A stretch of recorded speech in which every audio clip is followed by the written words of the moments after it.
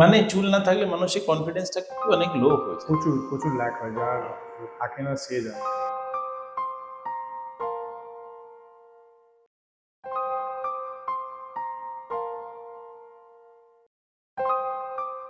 নমস্কার। নমস্কার স্যার।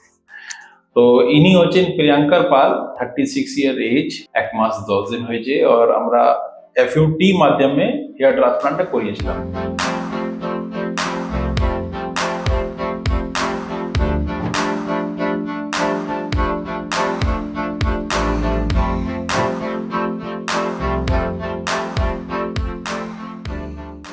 এখন উনি নিজেরই বলবেন কি মানে কি উনি মানে দেখলেন অপারেশন থিয়েটারের মধ্যে, কেমন লাগলো, এই যে পুরো টানা 1 মাস 10 দিন আছে, সে টাইমে ওনার কেমন কি লাগছে, কিভাবে রিকভারি হয়েছে, পেনটা কেমন ছিল, ভয়টা কেমন ছিল, আর ভয়ে অনুপাতে কি সত্যি পেন ছিল, কি ভয় কি দরকার ছিল, বলুন।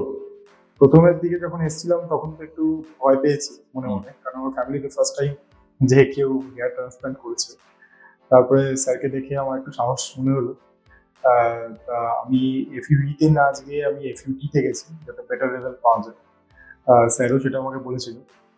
তারপর আমি এফইউটি করার পরে আমার সোয়েলিংটা একটু বেশি ছিল, মোটামুটি 4-5 দিন মতো ছিল। দেন আমি তো এখন আপনাদের সঙ্গে দাঁড়িয়ে আছি, তো বেটার ফিল করছি, কোনো অসুবিধা নেই। আর আজকে আমার ফার্স্ট পিআরপি হয়েছে, স্যার আমার একটু আগেই করলেন। আর বাকি রেজাল্ট তো সামনেই দেখা যাচ্ছে। এবার যত তাড়াতাড়ি আমার রেজাল্টটা ভালো হয় সেটাই আমি আশা করি।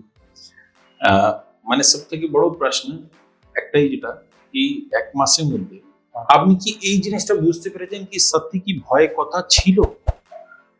না, যেটা ভেবেছিলাম অতটাও ভয় ছিল না।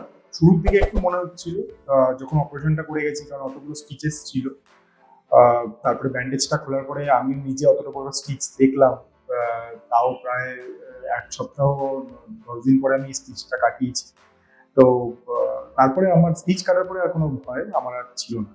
এই যে পিরিয়ড আছে যেটা আমাদের হেয়ার ট্রান্সপ্লান্টের মধ্যে, একদিনের মধ্যে ট্রান্সপ্লান্টটা কমপ্লিট, ঠিক আছে, বাড়িতে গিয়েছেন উনি বলছেন যেমন কি মানে তারপর থেকে 1 মাস 10 দিন হয়েছে, আপনি দেখতেও পাচ্ছেন এখানে খুবই ভালো করে মানে হাসি খুশি আমার সাথে আছেন, একদম হাসি খুশি।